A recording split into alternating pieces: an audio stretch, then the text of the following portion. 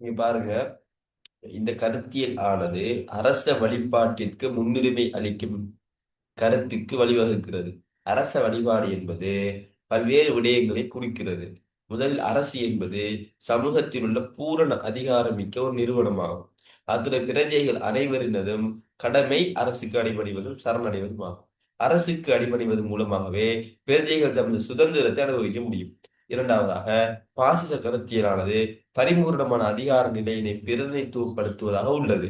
இதுவே அனைத்தாண்மைவாதம் எனவும் அழைக்கப்படுகிறது. இதனாலேயே அரசியல் கோட்பாட்டின்படி பாசிச அரசு அனைத்தாண்மை அரசு என வரைவிலக்கணம் விவரிக்கப்படுகிறது. இவங்க சொல்றாங்க, அரசுக்கு ஒரு என்ன சூப்பர்ஃபுல் பவர்ஃபுல் பவர் ஒன்று இருக்குதாம். எனவே மக்கள் எல்லாரும் சரணடையணுமா அப்படின்னு இவங்க சொல்றாங்க. இது அனைத்தாண்மை அரசுன்னு சொல்றாங்க. ஏன் மக்கள் சரணடையணும்? அவன் என்ன குற்றமா செஞ்சிருக்கிறான்? குற்றம் செஞ்சான் சரணடையணும். ஆனா இவங்க சொல்றாங்க, நீ சரணடையணும்.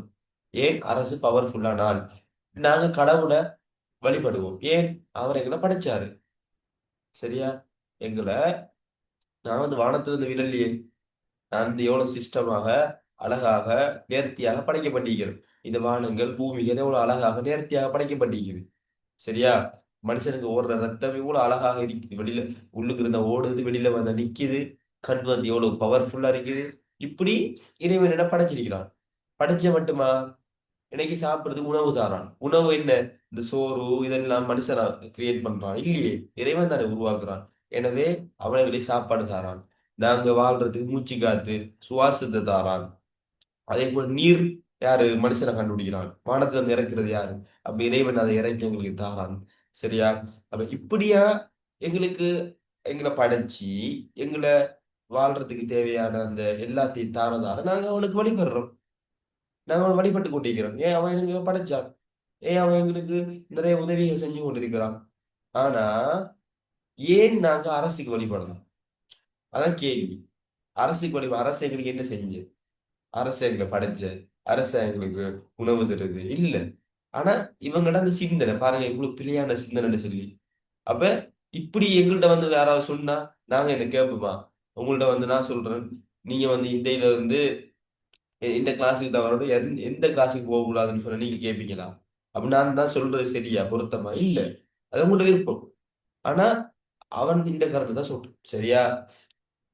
அவர் கருத்தை வினை கொள்ளுங்க. ஏன் பிறன்னு சொல்லியும் அதை வினை கொள்ளுங்க. அப்பதான் இன்ட்ரெஸ்ட் ஆയിരിக்கும், அது ஞாபகத்துல நிற்கும். சரியா? அந்த வகையில பாருங்க, இவங்க கருத்துக்களை பாருங்க. அரசு ஒரு சமூக நிறுவனம் அல்ல. நீங்க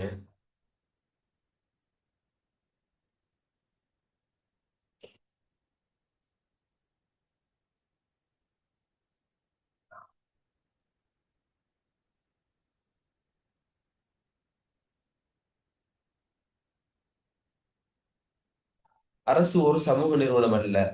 ஏனெனில் அது சமூகத்திற்கு மேலானதாகும். இவ்வரசு அத்தியாவசியமானதும் மர்மமானதுமாகும். இதனால் அரசின் இயல்பினை சாதாரண மக்களால் விளங்கிக் கொள்ள முடியாது.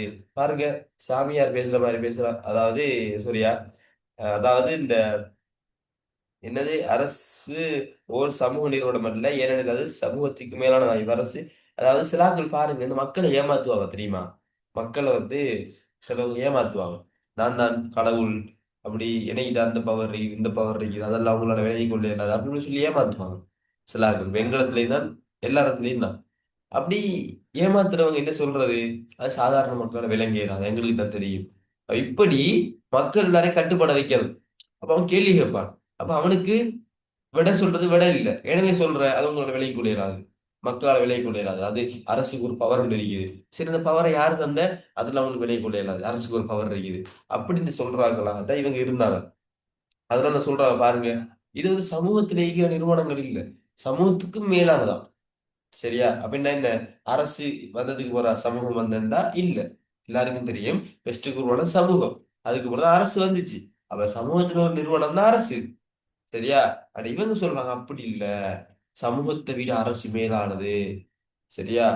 அதுக்கு தனி முதன்மையின் அதிகாரம் இருக்குது. அது ஒரு மர்மமானது, அதிசயமானது, அது மக்களுக்கு விளங்கிக் கொள்ள முடியாது.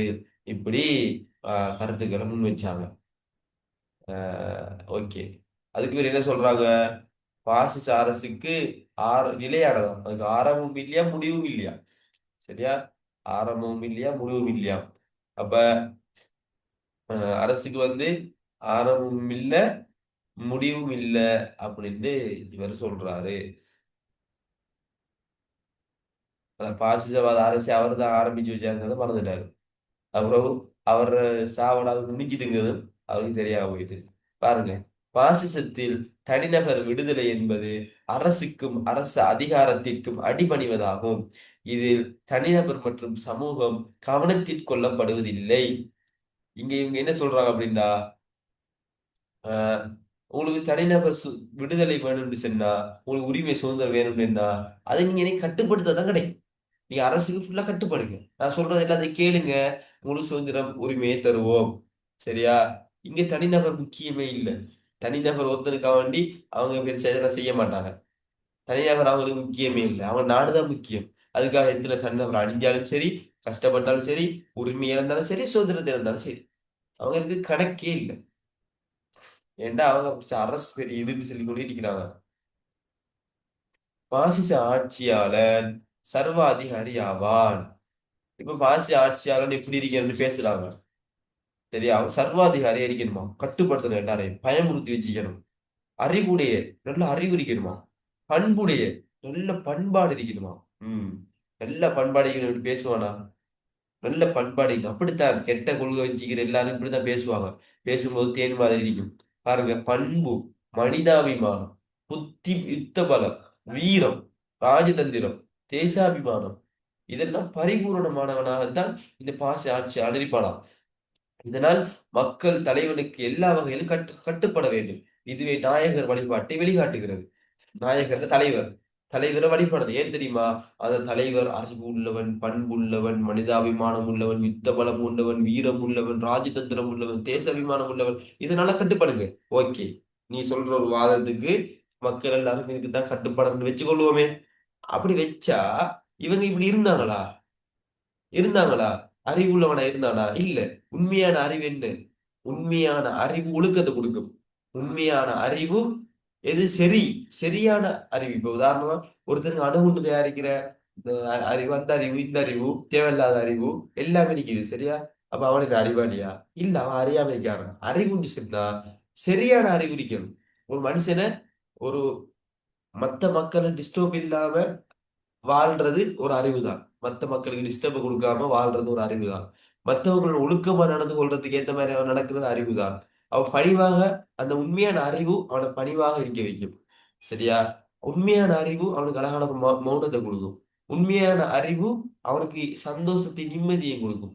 உண்மையான அறிவு இந்த வாழ்க்கையோட நோக்கம், நான் ஏன் படைக்கப்பட்டேன், அதெல்லாம் அவனுக்கு காட்டி கொடுக்கும். உண்மையான அறிவாளி வந்து ஆஹ் அறிவுள்ளவனுக்கு இப்படி செய்யலாம்.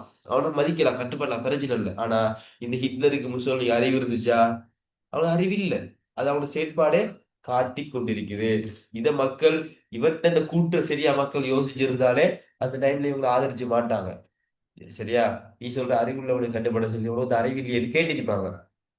ஆனா ஆஹ் ஹிட்லரை கேட்கிற வேண்டிய ரோட்ல ஒரு மூளை ஒன்று கிடக்க உண்டையான்னு கேட்கிற அளவுக்கு அவருக்கு அறிவில்லாம இருந்துச்சு. அதே போல பண்பாடே அவருக்கு இருக்கல. அதுக்கு நிறைய சான்றுகள் இருக்குது. மனிதாபிமானம் இருக்கல. அப்ப நிறைய மனிதர்களை கொலை செஞ்சாரு, பட்டினி போட்டாரு. யுத்த பலம் எங்க இருந்துச்சு அவருக்கு? அப்ப ஏன் தோல்வி விட்டுறாரு? வீரம் வீரம் எங்க இருந்துச்சு? அப்ப ஏன் தற்கொலை செஞ்சாரு?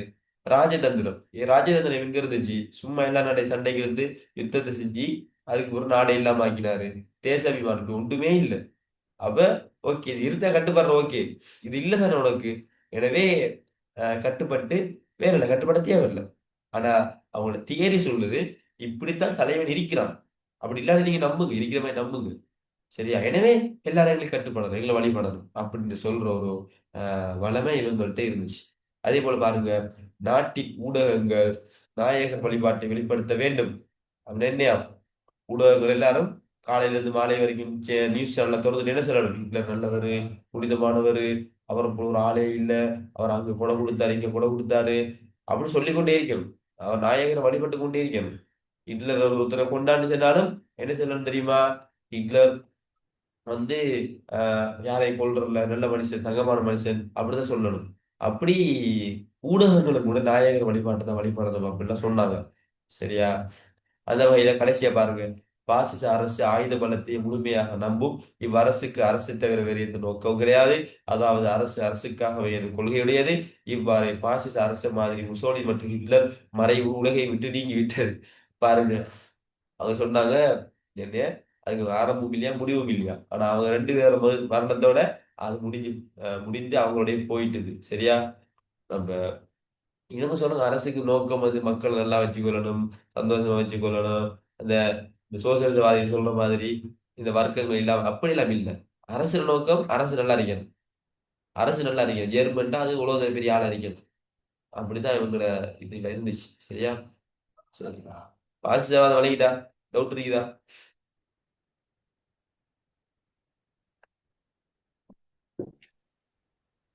இல்ல சார். ஓகே. அடுத்தது பாருங்க, காலனித்துவ அரசு. காலனித்துவ அரசு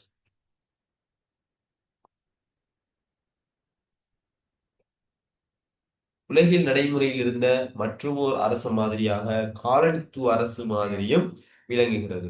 வரலாற்று ரீதியாக காலனித்துவ அரசு முறையானது 16ஆம் நூற்றாண்டின் பின் வளர்ச்சி அடைய தொடங்கியது. சரியா?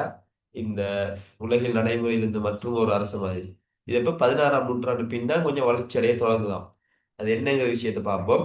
காலனித்துவ அரசு முறை என்பது பிரித்தானியா, பிரான்ஸ், போர்த்துக்கல் மற்றும் ஸ்பெயின் போன்ற ஐரோப்பிய சக்திகளுக்கு நேரடியாக கீழ்நிலைப்பட்டிருந்த ஐரோப்பா அல்லாத சமூகங்களில் விருத்தி அடைந்த அரசு மாதிரியாகும். அதாவது அஹ், பிரித்தானியா, பிரான்ஸ், போர்த்துக்கல் இவங்களுக்கு கீழே சில இங்க அந்த ஐரோப்பா அல்லாத சமூகங்கள்ல ஒரு அரச மாதிரி ஒன்று இவங்களால பில்ட் ஆகி இருந்துச்சு. இவங்களோட கட்டுப்பாட்டு கீழே ஒரு அரசுகள் இருந்துச்சு. அந்த அரசுகளை காலனித்துவ அரசுன்னு சொல்லுவோம். அதுக்குள்ள இலங்கை வருமா வராதா?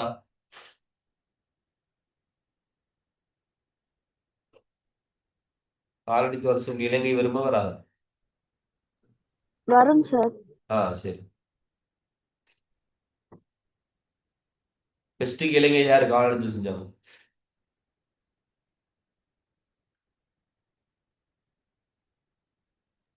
போர்த்துகேயர்.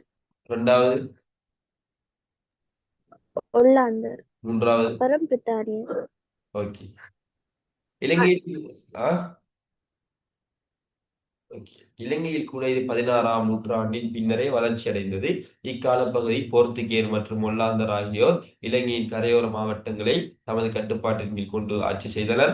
பிரித்தானியா இராணுவ ரீதியாக மலையகத்தையும் வெற்றி கொண்டதன் பின்னர் பிரித்தானியர் இலங்கை முழுவதும் ஆட்சி செய்யக்கூடிய வகையில் ஒரு காலனித்துவ அரசை இங்கு தாவித்துக் கொண்டது. இதைத்தான் நாங்கள் 7வது யூனிட் 8வது யூனிட்லாம் படிக்க போறோம் விரிவாக.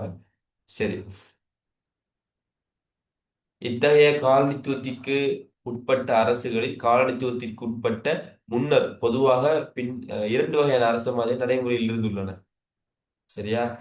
அதாவது அந்த இவங்க காலனித்துவம் செய்யறதுக்கு முதல் அந்த அரசு இப்ப ரெண்டு வகையா இருந்துச்சாம். இவங்க கைப்பற்றி தான் அந்த காலனித்துவ அரசா மாறுது.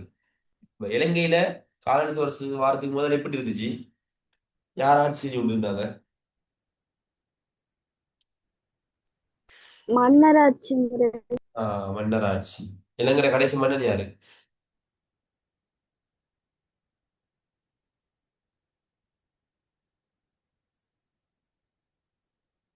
ஸ்ரீ சார் மறந்துட்டேன். என்னைக்கு மறந்துட்டு தான் என்னையோ ஸ்ரீ விக்ரமபாகு யாரோ இந்திய மன்னர் தான் இருந்தது நினைக்கிறேன். இந்தியாவுல வம்சாவளியில வந்தோம்.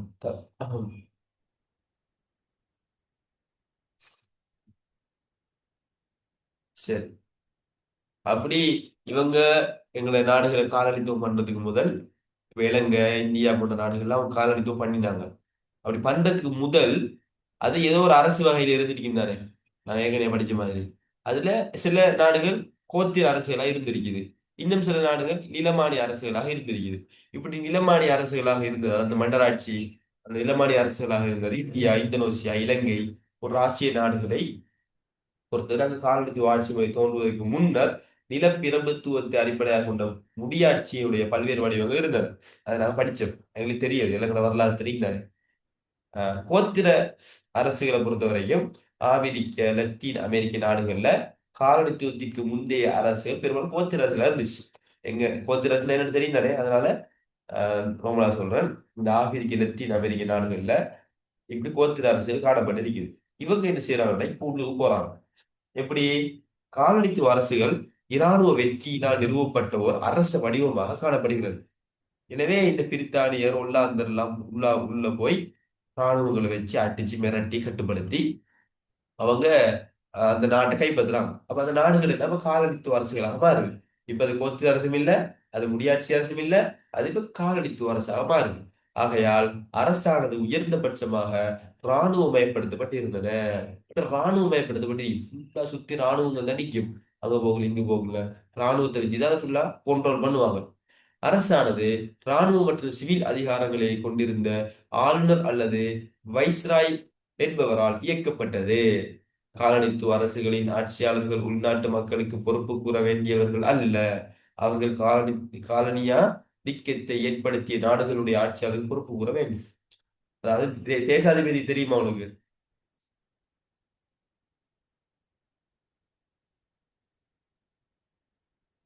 தேசாதிபதி கேள்விப்பட்டீங்களா? ஓ சார். அவரை தான் சொல்றாங்க. அந்த அவங்கள அந்த பிரித்தானியான வேலையை பார்க்கறதுக்கு இலங்கையில அவங்கள சார்பு ஒரு அளவு பொறுப்பா போடுவாங்க. அவர் ஆளுநர் அல்லது வைஸ்ராய்னு சொல்லுவோம். அவர் இங்க இருந்துட்டு வேலை செய்வாரு. மக்களுக்கெல்லாம் பொறுப்பு சொல்ல மாட்டாரு. நான் இதையே செஞ்சு செய்யலன்னு சொல்லி அவங்க பிரித்தானியாவுக்கு தான் அவர் பொறுப்பு சொல்லணும். அதைத்தான் இவங்க சொல்றாங்க. இப்படி காலனித்துவ அரசு என்ன செய்ய, ராணுவத்தை போட்டு வெற்றி கொண்டுட்டு அந்த நாட்டை ஆட்சி செய்யறதுக்கு அங்க அவங்களோட நாட்டுல இருந்து ஒரு ஆள் அனுப்புவாங்க. இது முந்தி இருந்த சிஸ்டம் உண்டு. சரியா? இப்படிதான் செய்வாங்க. அதே போல காலனித்துவ அரசினுடைய பிரதான நோக்கமாக காணப்படுவது காலனியாதிக்கத்துக்கு உட்பட்டு இருக்கின்ற நாடுகளில் பொருளாதாரத்தை சுரண்டுதல் மற்றும் காலனியாக்கத்திற்கு உட்பட்ட நாடுகளிலும் காணப்படுகின்ற வளங்களை இந்த காலனியாதிக்கத்தை ஏற்படுத்திய நாடுகளை அனுப்பி வைத்தல். இது முக்கியமா அந்த பாயிண்ட்ஸ், இதை நல்லா ஞாபகம் வச்சுக்கணும். ஏண்டா நீங்க யாப்புகள் படிக்கும்போது அவங்களோட அந்த நோக்கம் தெரிஞ்சாதான் அந்த பாடம் நல்லா விளங்கும். சரியா? அந்த பாடம் நல்லா விளங்கும். இவங்களோட நோக்கம் ரெண்டு. இந்த நோக்கத்துக்காக தான் அவங்க எல்லா வேலையும் செய்வாங்க. யாப்பு கொடுக்கறதா இருந்தாலும் என்ன செய்யறதுனால அந்த நோக்கத்துக்காக தான் செய்வாங்க. முதலாவது என்ன? பொருளாதாரத்தை சுரண்டுறது. ரெண்டாவது என்ன? அந்த வளங்களை தன்னை நாட்டுக்கு எடுத்துட்டு போறது. இது ரெண்டையும் என்ன பெர்ஃபெக்டா செய்வாங்க. அந்த வகையில இலங்கையில இருந்தும் இந்த ரெயின் ரோடு எல்லாம் போட்டது யாரு? இலங்கை மக்கள் எல்லாம் நல்ல முறையில வாழணும், அவங்க கஷ்டப்படாம பிரயாணம் செய்யணும், அப்படி அதுக்கா போட்டான் இல்ல. அவன் இந்த தேயிலை எல்லாம் எடுத்து கொண்டு வர்றது கஷ்டமா இருந்தது. எனவே அவன் ட்ரெயின் ரோடு எல்லாம் போட்டான். அதனால அவன் லாபத்தை எடுத்து தன்னை நாட்டுக்கு கொண்டு போனான். இங்க வளங்களை சுரண்டி கொண்டு போனான். எல்லாத்தையும் கொண்டு போனான் அந்த டைம்ல. சரியா? ஓகே. அப்ப இதான் காலனித்துவ அரசு. சரி, இப்ப காலனித்துவத்துக்கு உட்பட்ட நாடுகளில் காலனித்துவ காலத்தில் ஏற்பட்ட மாற்றங்கள் இல்லை. இப்படி எங்க நாடு இப்ப காலனித்துவத்துக்குள்ள இருந்துச்சு. எங்களை போல பல நாடுகள் இப்படி வேறொரு நாட்டுக்கு அடிமைப்பட்டு இருந்து இருக்குது. அப்ப இப்படி எங்கள நாடுகள்ல என்ன மாற்றங்கள் ஏற்பட்டுச்சு இவங்க வந்து போனதுக்கு பிறகு? என்ன மாற்றங்கள் ஏற்பட்டுச்சு? முதலாவது, காலனித்துவம் ஏற்படுவதற்கு முன்னர் காணப்பட்டதை விட காலனித்துவம் ஏற்பட்டதன் பின்னர் காணப்படும் நிலப்பரப்புகள் மிகவும் பெரியதாக காணப்பட்டன. ஏனெனில் காலனித்துவ ஆட்சியாளர்கள் சிறிய ஆட்சி அலகுகளை ஒன்றிணைத்து ஒரு பாரிய நிலப்பரப்பில் தமது காலனியாக்கத்தை தாவித்துக் கொண்டனர். இதனால் காலனித்துவ அரசுகள் பல்வேறுபட்ட மக்கள் குழுக்களையும் கொண்டு அமைக்கப்பட்டது. முதலாவது என்ன சொல்றாங்கடா, அந்த பிரித்தானியக்காரன் நம்ம நாட்டுக்கு வந்து செஞ்சது என்ன? இப்ப இலங்கை பிரிஞ்சு பிரிஞ்சு ஒவ்வொரு மன்னருக்கு இருந்துச்சு. எல்லாத்தையும் அடிச்சு உடைஞ்சி ஒன்றுக்குள்ள கொண்டு வந்தான். அடுத்தது இந்த மத்தி கிழக்குன்னு பிரிஞ்சு இருந்துச்சு. எல்லாத்தையும் ஒன்றிடிச்சு ஒரு இலங்கை ஆக்கினான். இப்ப இலங்கை ஒரு அரசாயிட்டு. அப்ப அதை சொல்றாங்க. இப்படி காலனித்துவத்துக்கு உட்பட்ட இந்த அரசுகளோட ஒரு பன்மை என்னென்ன மாற்றம் என்னன்னா, அது பெரிய பெரிய நிலப்பரப்புகள் இருக்குது. இந்தியாவை தான் அவன் எல்லாத்தையுமே அடிச்சு இதை அவன் ஒரு பெரிய நிலமாக்கினான். இப்ப அவன் போனதுக்கு பிறகு அது ஒரு பெரிய நிலப்பரப்பாக இருக்குது. அப்ப முதலாவது பண்பு காலனித்துவ அரசுகள் எப்படி இருக்குது? ஒரு பெரிய நிலப்பரப்புகள் கொண்டதாக இருக்குது. அது ஏன் அப்படி இருக்குதுங்கிறத நான் சொல்லிட்டேன். அடுத்தது பாருங்க, அரசானது உயர்ந்தபட்சமாக இராணுவமயப்படுத்தப்பட்டதாக காணப்படும். ஏனெனில் காலனித்துவ ஆட்சியானது யுத்தம் மூலமும் யுத்த வெற்றி மூலமும் தாவிக்கப்படுகிறது. காலனித்துவத்தினுடைய நிலைத்த தன்மையானது உள்நாட்டு மக்களுக்கு எதிரான யுத்த செயற்பாடுகள் மற்றும் தேசிய விடுதலை தொடர்பான இயக்கங்களை அடக்குதல் போன்ற விடயங்கள் தொடர்பு கொண்டதாக உள்ளது. இதனால் இராணுவ அரசுகளாகவே விருத்தி அடைந்தன. ரெண்டாவது என்ன அப்படின்னு சொன்னா, எங்க நாட்டுக்கு அவங்க எல்லாரும் வந்து என்னத்தை காட்டினாங்க முன்மாதிரியா? இலங்கையர்கள் என்னத்தை பார்த்தாங்க? அடிக்கிறதும் முண்டைக்கிறதும் யுத்தம் செய்யறதும் யுத்தத்தை அடக்குறதும் கிளர்ச்சியை அடக்குறதும் கொல்றதும் இதை அவங்க காட்டினாங்க. எனவே அந்த அரசுகள் பெரும்பாலும் இராணுவ அரசுகளாக இருக்குது. இராணுவ அரசுகளாகவே விருத்தி அடைந்ததுன்னு சொல்றாங்க. இலங்கை அப்படி இல்லை, நாங்க அந்த அளவுக்கு இல்லை. ஆனா இவங்க பாகிஸ்தானை கை வச்சிருந்தாங்க. இவங்க பாகிஸ்தான பெரும்பாலும் இந்த இராணுவ விஷயங்கள் இப்பயும் காணப்படுது. அதாவது ஆஹ் இவங்க எந்த நாட்டில எல்லாம் இருந்துட்டு போனாங்களோ அந்த காலனித்துவ நாடுகளும் கொஞ்சம் இராணுவத்தோட சம்பந்தப்பட்டதாகவும் இராணுவத்தை கொஞ்சம் பலமா வச்சு கொள்வதாகவும் ஆஹ் அவங்க அந்த நாடு இராணுவ அரசாகவும் அப்படி விஷயங்களாக இருக்குது. இப்ப அதை சொல்றாங்க, இராணுவ அரசுகளாகவே இந்த காலனித்துவ அரசுகள் விருத்தி அடைந்தது. அதாவது இந்த ஆரம்பத்துல அந்த மாற்றம் என்னன்னா இந்த இராணுவ அரசுகளாக இருந்தா விருத்தி அடைஞ்சிருக்குது அப்படின்ட்டு சொல்றாங்க. அடுத்தது பாருங்க, காலனித்துவ அரசுகள் உயர்ந்த பட்சமாக மத்தியமயப்படுத்தப்பட்ட அரசுகளாக காணப்படுகின்றன. நிலப்பரப்பானது பரந்துபட்டதாகவும் பல்வகையான மக்களை கொண்டதாகவும் இந்த காலனித்துவ அரசுகள் காணப்பட்ட போதும் அவை மத்தியப்படுத்தப்பட்ட அதிகார கட்டமைப்பு ஒன்றை கொண்டிருந்தன. இதன் காரணமாக காலனித்துவ காலத்திற்கு பின்பும் அத்தகைய நாடுகள் மத்தியமயப்படுத்தப்பட்ட பண்புகளுடன் கூடிய ஆட்சி முறை ஒன்றை கூறலாம். ஓகே, இலங்கை வந்து மத்தியமயப்படுத்தப்பட்டது. யாரு இலங்கையை வந்து ஒரே குடைக்கு கொண்டு வந்தாங்க?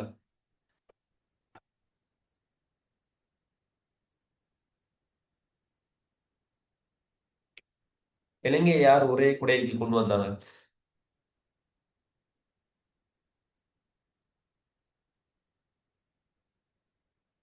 கண்டி ஆட்சி, அந்த ஆட்சியில் அல்லாமலாகி ஒரே குடையின் கீழ் கொண்டு வந்து மொத்த இலங்கையும் ஒரே அடிப்படையில் ஆட்சி செஞ்சது யாரு? பிரித்தானியரா ஒண்டாந்தரா போத்துக்கேரா? பிரித்தானியர். பிரித்தானியர். அப்ப அதான் இவங்க சொல்றாங்க, இலங்கையில மட்டும் இல்ல, அவங்க எங்கேயும் ஆட்சி செஞ்சாங்களோ அங்கெல்லாம் எல்லாத்தையுமே ஒரே இடத்துக்கு கொண்டு வந்துக்கிறாங்க, மத்தியப்படுத்திக்கிறாங்க. ஒரு மத்தியில இருந்து எல்லாத்தையும் ஆட்சி செய்யறதுக்கு ஏற்ற மாதிரி ஆக்கியிருக்கிறாங்க ஒரு சிஸ்டத்தோட. அப்ப அதுதான் இங்க ரெண்டாவது மூணாவது மாற்றம். எங்கே காலனித்துவ அரசு இருக்குதோ அங்க பெரும்பாலும் பாருங்க ஒரு மத்திய மயப்படுத்தப்பட்டிருக்குது. மொத்த நாடும் ஒரு கொடையின் கீழ் ஆக்கப்பட்டிருக்குது. இப்ப இந்த வேலையை இவங்க தான் செஞ்சாங்க. சரி, செஞ்சுட்டு போனாங்க. அப்ப காலனித்துவ அரசுகள் வந்து பெரும்பாலும் இந்த இவங்க வந்துட்டு போனது கூட இந்த மாற்றம் முடிய பட்டிருக்கிறது. அதேபோல காலனித்துவ அரசுகள் இராணுவமயப்படுத்தப்பட்ட நிர்வாக கட்டமைப்பு ஒன்றை கொண்டிருந்தன. எனவே இது ஒரு ஜனநாயக அரசு முறையாக காணப்படவில்லை. உள்நாட்டு உயர்குலா வகுப்பினர் காலனித்துவ அரசாங்கத்தில் இணைக்கப்பட்டனர்.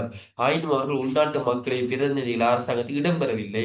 இவர்கள் காலனித்துவ ஆட்சியாளர்கள் எதிர்பார்ப்புகளை நிறைவேற்றினர். இதற்காக அவர்கள் நிலம், பணம் மற்றும் உயர் பதவி போன்றவற்றை பெற்றுக்கொண்டனர். இத்தகைய உயர்குலத்தினர் காலனித்துவ அரசு கட்டமைப்பின் ஒரு பகுதியாக மாறிக்கொண்டனர்.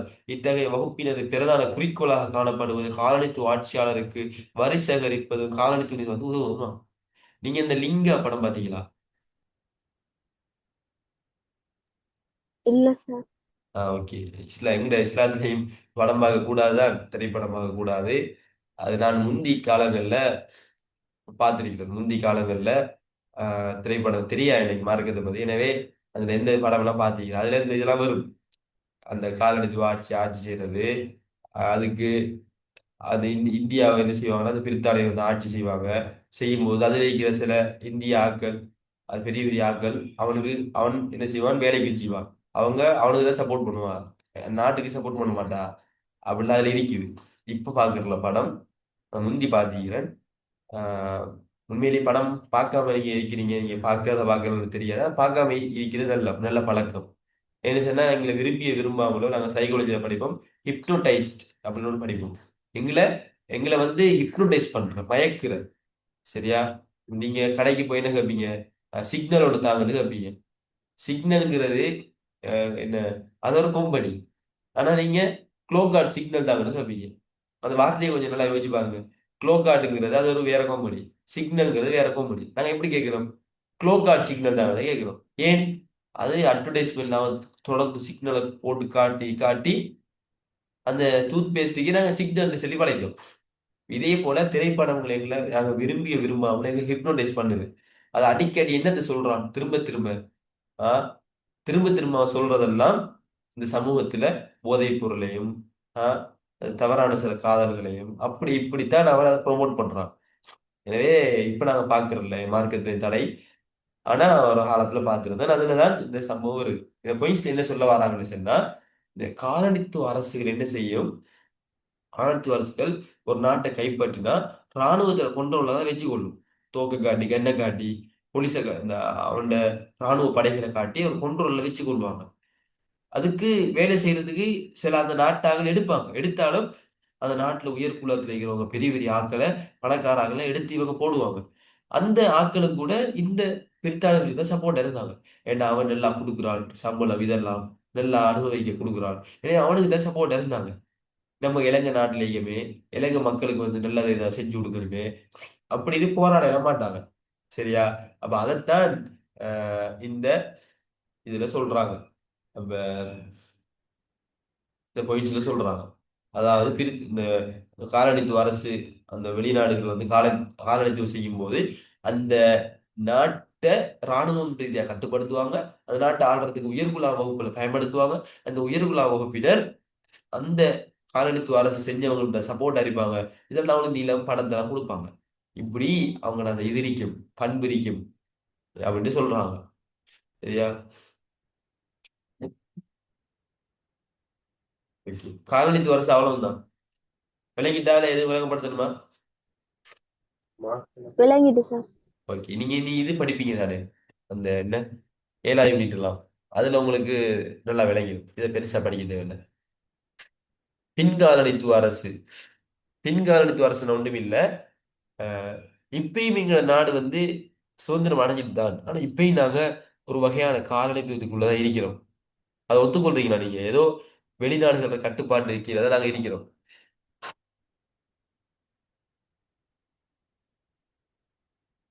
அதை ஏற்றுக்கொள்றீங்களா? நாங்க இலங்கை வந்து சுதந்திரமாக எல்லா முடிவுகளையும் எடுக்க முடியல, வெளிநாடுகள மறைமுகமான கட்டுப்பாட்டுக்குள்ளதான் இருக்கிறோங்கிறதா? ஓ சார். அதைத்தான் இந்த ஹம்சா அலாவி சொல்றாரு. பாருங்க பேரொண்டி ஹம்சா அலாவி. அவர் வந்து பாகிஸ்தான். இவரது இந்த கருத்தை வெளியிடுறாரு. நியூ லெஃப்ட் ரிவ்யூங்கிற சஞ்சிகையில பின்காலனித்துவ அரசு பாகிஸ்தான் மற்றும் பங்களாதேஷ் இந்த கட்டுரையில இவர் எதிர்த்து எழுதுறாரு. என்னதான் எங்களை சுதந்திரம் அடைஞ்சு நாங்க வந்துட்டாலும் எங்களை விட்டு பிரித்தானியர்கள் அவங்க இங்க போயிட்டாலும் இப்பவும் கூட நாங்க மறைமுகமா கட்டுப்படுத்தப்படுறோம் அப்படிங்கிற கருத்தை சொன்னாரு.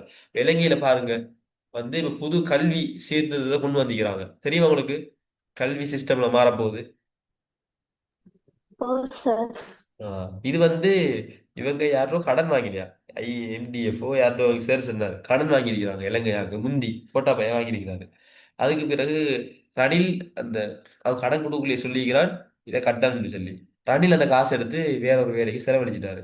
அப்ப அந்த காசு முடிஞ்சு அப்ப அவன் கேட்டிக்கிறான் இந்த காசு எங்க நான் சொன்ன வேலையை செஞ்சுட்டியான்னு. அப்ப இவங்க சொல்லிக்கிறான் காசு இல்லை. அவன் சொல்லிக்கிறான் காசு இல்லையா? அப்ப நான் சொல்றது நீ செய். உன்னோட கல்வியில சீர்திருத்தத்தை கொண்டு வா அப்படி செய் இப்படி செய்யிட்டு இது போட்டிக்கிறான். அதுக்கு தான் இப்ப இந்த அரசாங்கம் செஞ்சு கொண்டிருக்கிறாங்க. பாருங்க இப்படி ஒன்று ரெண்டு இல்ல எத்தனையோ விஷயங்கள் விரும்பிய விரும்பாமலும் இந்த உலக நாடுகளுக்கு கட்டுப்பட்டு தான் எங்களை கொள்கைகளை வடிவமைக்க வேண்டியிருக்குது. இதைத்தான் பின்காலனித்துவ அரசு அந்த மாதிரி சொல்றாங்க. பாருங்க அரச மாதிரிகளில் ஒன்றாக பிற்காலனித்துவ அரசும் விளங்குகிறது. பின்காலனித்துவ அரசு பற்றிய கோட்பாடு பாகிஸ்தானை பூர்வீகமாக கொண்ட ஹம்சா அலாவி என்கிற பிரித்தானிய அரசியலமைப்பாளர் கருத்துக்களை அடிப்படையாக கொண்டது.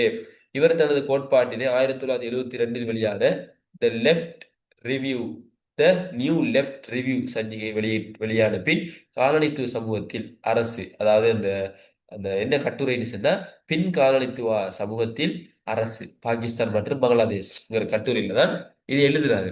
என்ன எழுதுறாரு? ஏனைய நாடுகளான இந்தியா, பாகிஸ்தான், பங்களாதேஷ், இந்தோனேஷியா மற்றும் பர்மா போன்றவற்றைப் போலவே 1948 வரையும் இலங்கை காலனித்துவ அரசாக இருந்து பின்னர் பின் காலனித்துவ அரசாக மாற்றம் பெற்றது. இலங்கை பின் காலனித்துவ அரசா மாறிட்டான். அது எப்படி மாறினது என்ன விஷயங்கிறத பின்னால சொல்றாங்க பாருங்க. ஹம்சாலாவியுடைய கோட்பாட்டை அடிப்படையாக கொண்டு பின்காலனித்துவ அரசுடைய பிரதானமான இயல்புகள். இப்ப இலங்கை பின்காலனித்துவ அரசாம் பாப்போம் உண்மையா பொய்யான்னு பாப்போம். அவர் சொல்ற பண்புகளை பார்த்தா விலங்கு உண்மையா பொய்யான்னு சொல்லி என்ன சொல்றாரு. பின் காலனித்துவ அரசுகள் காலனித்துவ அரசு முறையினை சிறிய மாற்றங்களுடன் தொடர்பானதாகும். பின் காலனித்துவ அரசுகள் காலனித்துவ அரசு முறையினை சிறிய மாற்றங்களுடன் தொடர்பனவாகும். அதாவது காலனித்துவ கட்டமைப்புகளை மேலும் முன்னோக்கி கொண்டு சென்றுள்ளன. இதன்படி காலனித்துவத்தில் பெற்ற சுதந்திரத்தை தொடர்ந்து பேண வேண்டும் என்பது இதன் நோக்கமாகும். அதாவது இவங்க என்ன சொல்றாங்கன்னா, ஆஹ், காலனித்துவ அரசு வந்து எங்களுக்கு கொண்டு தந்து கொண்டு போயிருக்குது. அப்ப நாங்க என்ன செய்யணும்? அதெல்லாம் மாத்திட்டு வேற சிஸ்டத்தை கொண்டு வரணும் அப்படித்தானே. நாங்க விரும்பி இது இல்லை அவன் தான் தந்தது. ஆனா இவங்க சொல்றாங்க இல்ல அவன் தந்ததை அப்படியே வச்சிருப்போம், அதையே டெவலப் பண்ணுவோம். அப்படியே நாங்க செஞ்சோம்னா அது பின்காலனித்துவம்.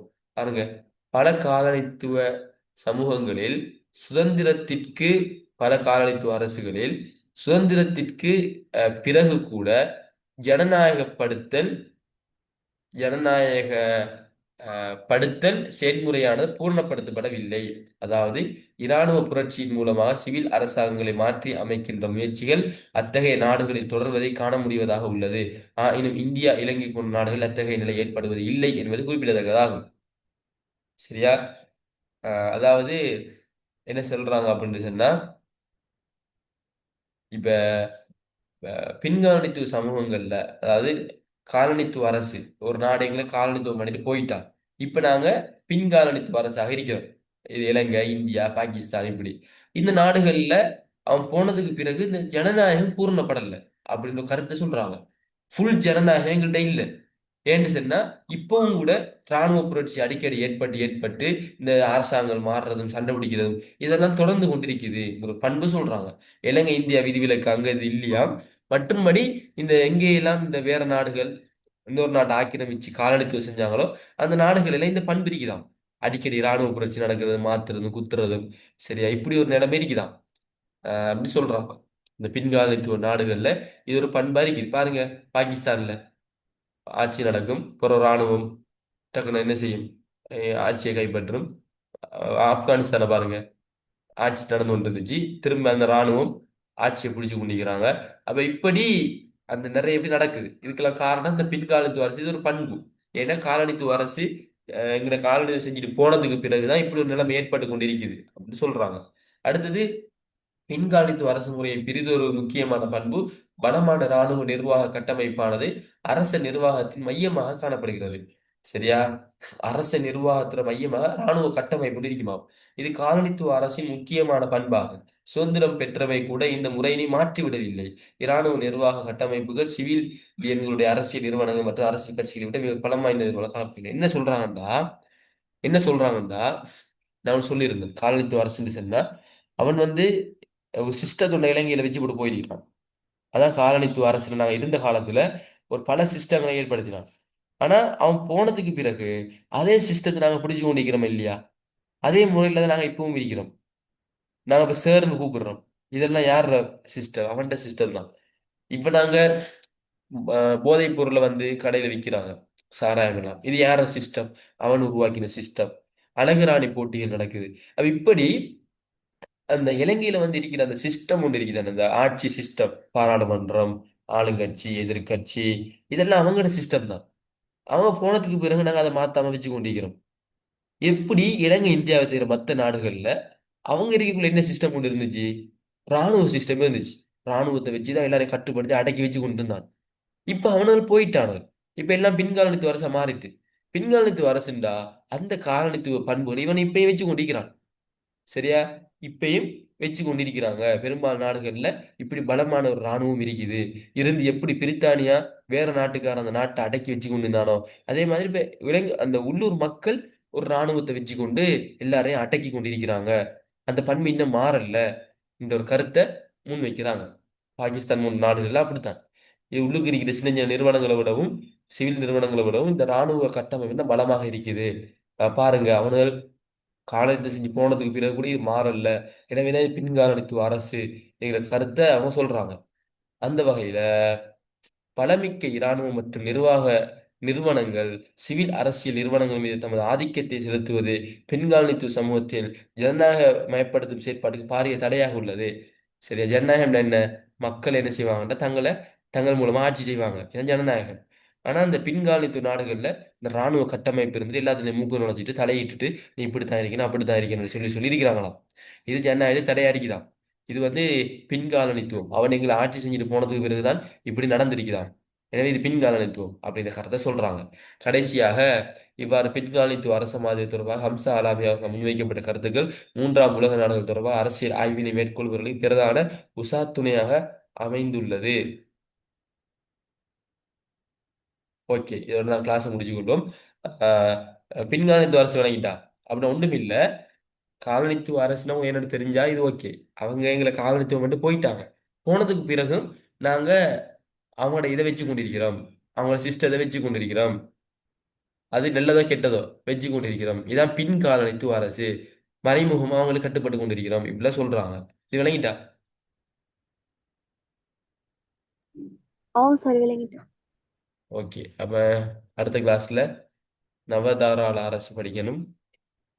அதே போல குறைந்தபட்ச அரசு படிக்கணும். அந்த நவதாராள அரசு குறைந்தபட்சம் தான் லேசி, ஏற்கனவே படிச்சதுதான். அடுத்தது அரசு எண்ணக்கரு, அரசு நிலைமையும் இதுவும் லேசான ஒன்றுதான். அரசின் பிரஜையும் அதே போல அரசாங்கம், அந்த விஷயங்கள், ஆட்சி முறை, அரசின் இயல்பு, அரசு பற்றிய மார்க்சிச கோட்பாடு, அரசு பற்றிய தாராளவாத கோட்பாடு, அஹ்,